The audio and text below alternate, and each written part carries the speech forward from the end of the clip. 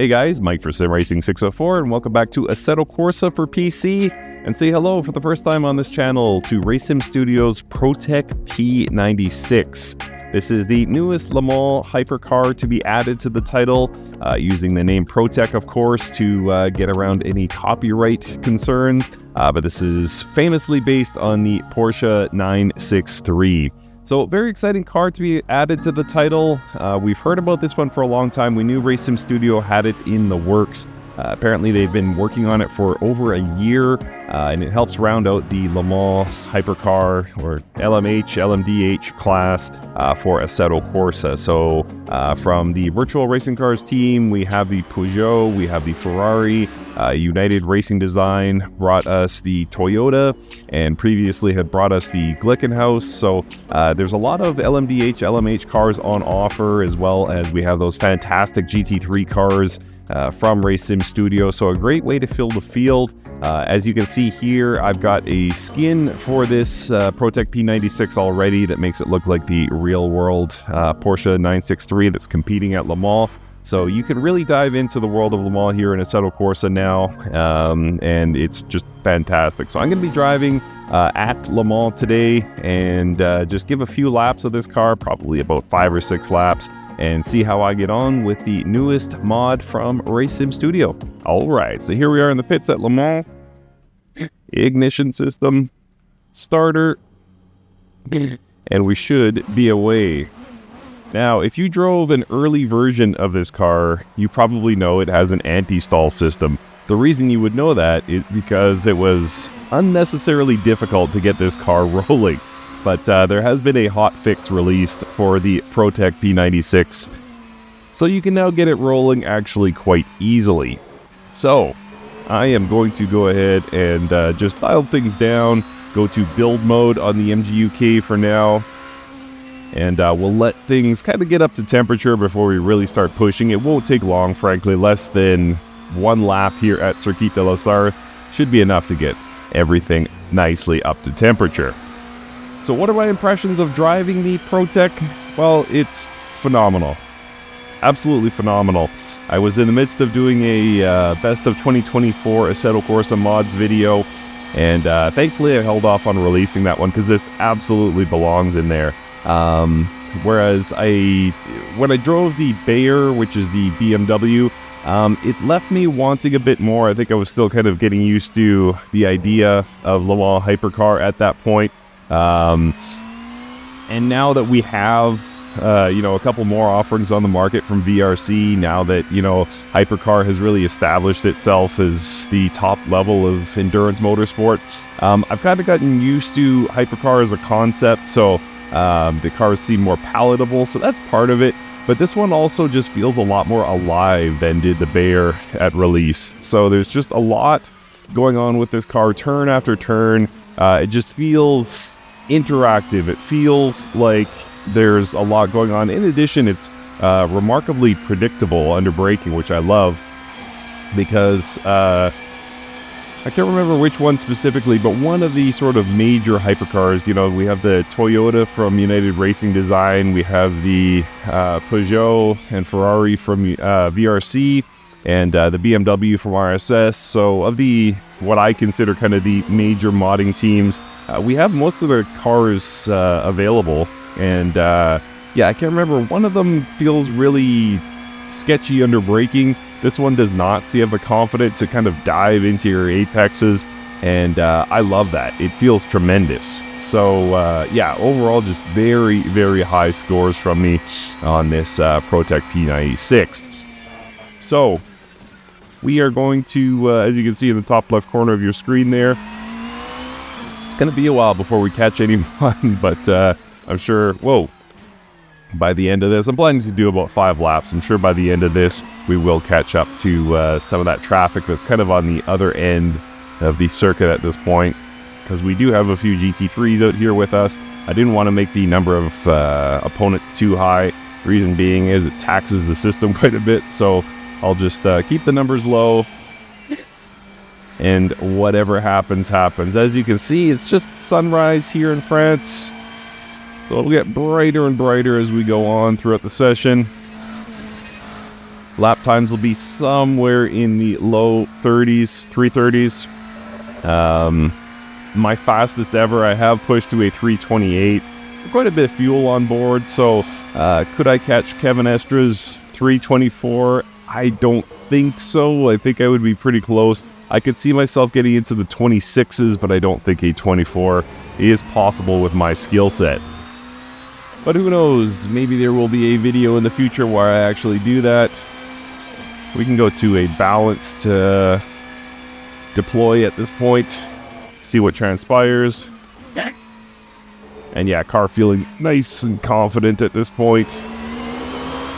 But yeah, even that little chicane there, there's just that little extra bit of feedback, that little bit of life that you want from a mod in Assetto Corsa. You want it to feel alive underneath you. A car like this shouldn't really feel too sketchy, which is one of my beefs about Le Mans Ultimate, and I'll talk more about LMU shortly. But yeah, definitely I find the Le Mans Ultimate cars are just a bit too on edge. It's like it's a modern prototype. It should feel confident. There's a ton of downforce at play. It's got modern, components, modern systems.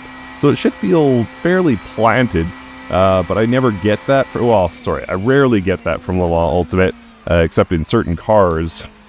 But like the Ferrari, for example, always feels knife edge for me in LMU. So we might as well, since we're on the subject, we might as well talk about it. How does this compare to Le Mans Ultimate, which has, of course, established itself as the go-to for Le Mans competition, because it has, it doesn't have the 2024, but if you're recreating the 2023 season, there's no way you could do better. But yeah, so I love the feeling of Assetto Corsa hypercars. Even the lesser-known Moyota from URD, certainly the VRC cars and both of these RSS cars, to me feel fantastic to drive. So I feel much more connected to the cars here in Assetto Corsa than I do in Le Mans Ultimate. But yeah, in terms of the overall immersion and trackside banners and all the liveries for the 2023 season, yeah, if you want to be sort of transplanted into the world of WEC 2023, you can't do better than Le Mans Ultimate, in my opinion. Sure, what you're seeing here, this is the Pyre version of Le Mans, of the SX Le Mans track. So it looks fantastic, but there's still that extra bit of immersion you get from Le Mans Ultimate. But if what you're seeking is, a good interactive driving experience, I prefer Assetto Corsa over Le Mans Ultimate, truthfully. And then there's, of course, Automobilista 2, who, I was trying to think, was it this year or was it late last year? It must have been this year where they released their endurance content, including Le Mans. And it is also fantastic. And we, are anticipating getting more GT3 cars. So that Automobilista 2 will have a leg up for sure on Le Mans Ultimate for the foreseeable future. I don't think we're getting GT3s in Le Mans Ultimate until, late this year? Something like November. So until then, it's going to lag behind in terms of the 2024 content. Here's the RSS Bayer.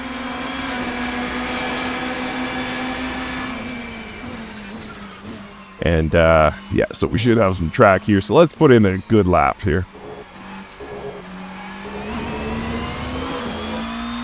We'll go high delivery. There is one delivery mode above this, which is full, but it tends to deplete the battery stores very, very quickly, and I don't think you can get a full lap here at Le Mans with that deploy mode, so we won't go there quite yet.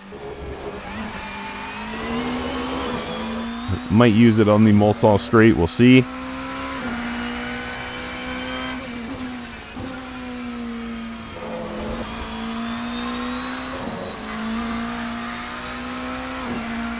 But yeah, I think the Automobilista 2 endurance content is fantastic. But just for lapping, for the pure sensation of driving these cars, to me it's Assetto Corsa. To me it's probably the Peugeot and this P96 in some order. They're very, very close in my mind in terms of enjoyment. But in terms of immersion, yeah, Automobilista 2, Le Mans Ultimate, and I'm sure iRacing is in there too. I'm not an iRacer, so I can't really speak to it. But, of course, it's legendary in the world of online racing. So we're up about 6/10, targeting a 334, but I think we can do a lot better.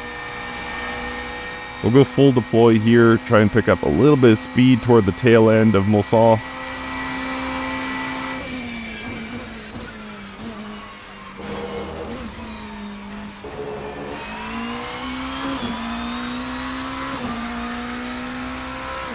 So my battery store is down to about 70%. I am picking up time rapidly though. So once it gets to 50% battery, I'm going to go back to the high mode. So it should be around this corner. So there's that confidence under braking. I was quite late on the brakes there, but still able to make it around with no accidents. Helicopter overhead watching us, and the sun has not come up like I had planned. I was hoping we'd be able to see a bit more daylight here in France. There we go, back to high mode. So I got 50% battery, should be enough to get me to the end, and then we'll probably have to do a build lap. Try and carry my speed around. Whoa, a little bit hot here.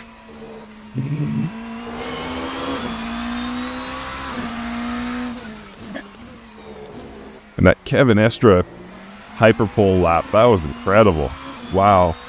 He was not down, but I think he had to beat his previous best by a full second, and I think at this point he needed to make up 7.5 tenths or something, and just put in a blinding third sector to capture pole.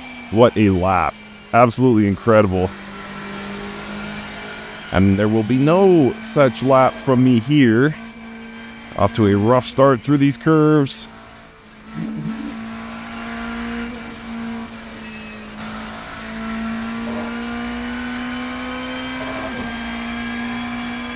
A decent pace here, should be pretty close to that 3:30.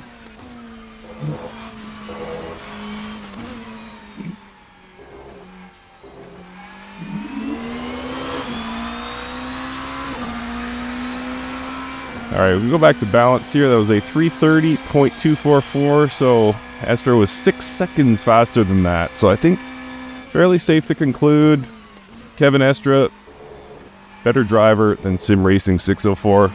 I know, controversial opinion, but I have no choice but to reach that conclusion at this point.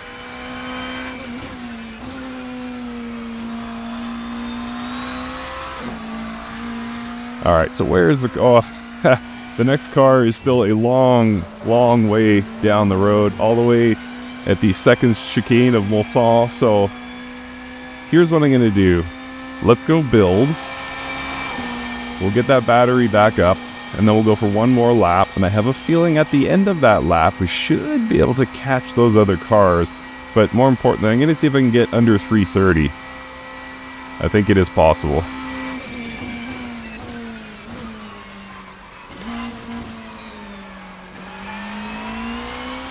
But yeah, absolutely fantastic. Really, really nice car that Racing Studio has given us. I mean, for many, many years they have delivered. I was surprised to see no Formula Hybrid this year. For the first year since 2016, we have no Formula Hybrid. If I'm not mistaken, it debuted in 17, and year on year, we have had a new version of that car. I think during COVID, I think it was maybe the 2020. Yeah, it must have been the 2020 Formula Hybrid was late being delivered, and understandably so. But yeah, I think that's been the only real hiccup, and no Formula Hybrid this year. Not sure if we'll see one or not, but don't think we will, because I think they were usually out kind of late spring, and that's where we're at right now, and haven't had any teaser images or anything like that. So what's left in the hypercar world? Obviously the Cadillac. I know there are some versions of it out there. I'll have to do my research to see if any of them are worth trying, but yeah, I think most of the GT3 class is covered thanks to Racing Studio. Well, actually, no, I shouldn't say that. No McLaren 720S, no 296 Ferrari. So yeah, still a bit more of the grid to fill out, but we're getting close.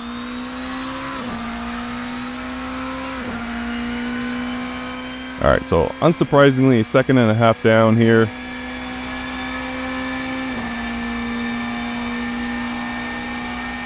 So we will go... Whoa, Mike, come on, pay attention. I was going to say we'll go full deploy to start the next lap. See if we can get off to a good start. Try and make up a few tenths through the first sector versus our personal best. So I've got about 80% battery.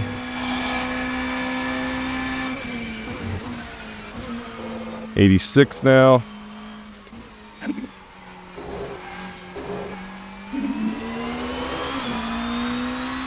Here we go. Starting with 85% battery. 3 minute 30. Time to beat.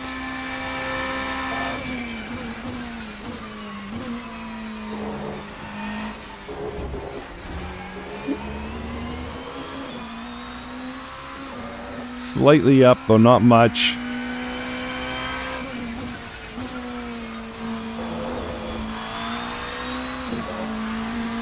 Bit shaky through this sector.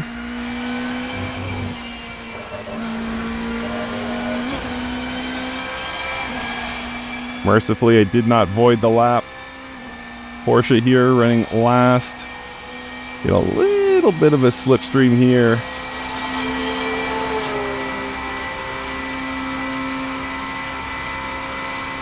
I gotta dial this back using too much battery. And it looks like our overtakes of the GT3 cars will be well timed. The last thing you want is, of course, to be held up in any of the chicanes by these cars.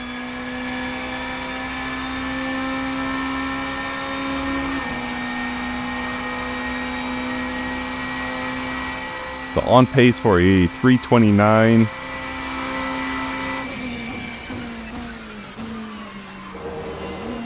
Little hold up here. Lost about 4 tenths, and more importantly, was slow getting away out of this corner, which stinks.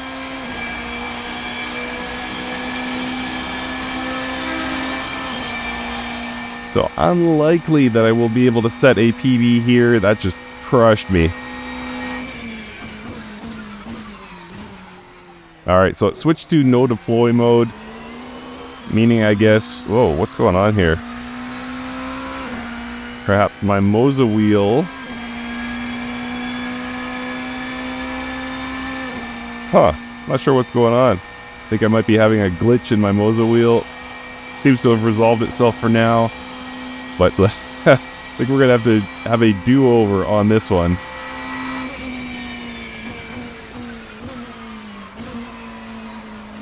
So we'll get the battery as high as possible. We'll try this again. Not sure what happened there. And also poorly timed on the overtakes of the GT3s. So we'll pretend this lap never happened. So it looks like the bunch ahead is all hypercars. So should be good on pace to get a clear track here.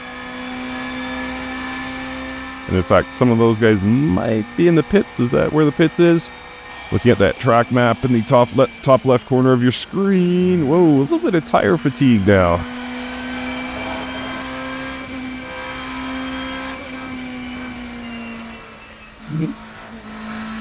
Just realized I've been not even paying attention to fuel. Okay, I got 20 liters left, so that should be good.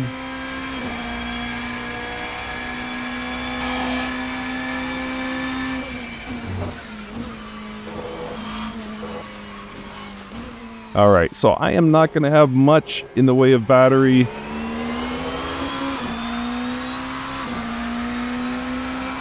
So only sitting at about 50%. So we'll just have to do this purely on cleaner racing lines. And a bit more aggression through the corners. But it's still possible to get a personal best. We'll see what happens.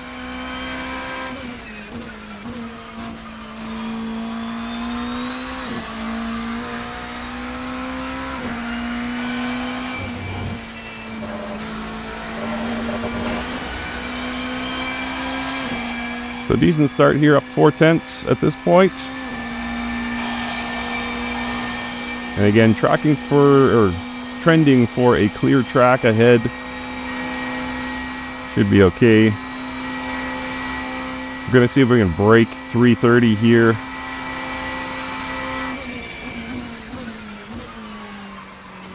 By the way, it has a dynamic brake bias system. So as you're on the brakes, it's adjusting the brake bias in real time. I don't fully understand how the system works, but it is in the manual that comes with the car.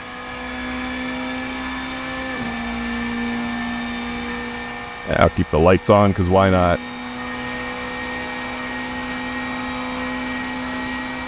Yeah, I'll turn them off. Screenshot.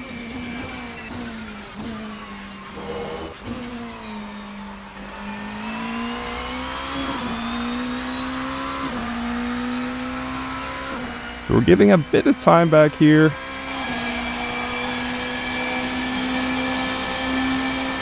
So I am trending for a 330 and change, just over 330. So am I going to be able to pull this under? Whoa boy.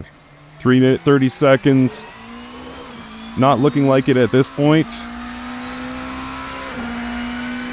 Let's use the full attack mode, MGUK. See where this lands us. Just goes through battery so fast.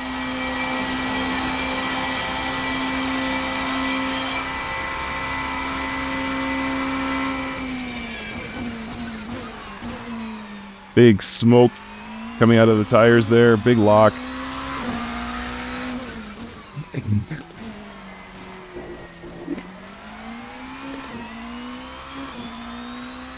And not a good exit from that corner. This is going to be right down to the wire. It's going to be so close. I'm pretty much out of battery at this point.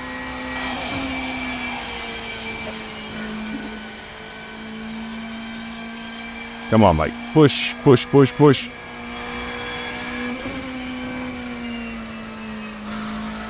Yeah, tires are feeling it a bit.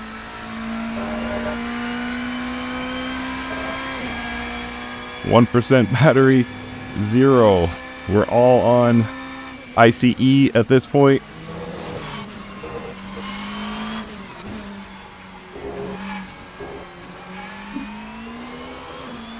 All right, we did it. 329, 347. So, let's wrap there. Oh, here's the Peugeot with that wing. Look at that. That's actually a livery. You can actually add a wing to the Peugeot with a livery that's available on Overtake.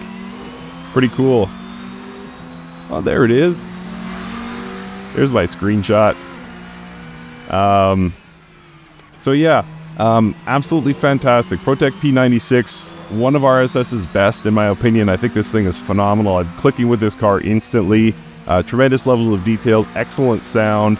No real flaws in this, to be honest. It was a car we had wanted in this title since Hypercar was confirmed, and you know, obviously one of the front runners for the Hypercar class. So glad to have it. Well done, Race Sim Studio. Thank you guys so much for watching.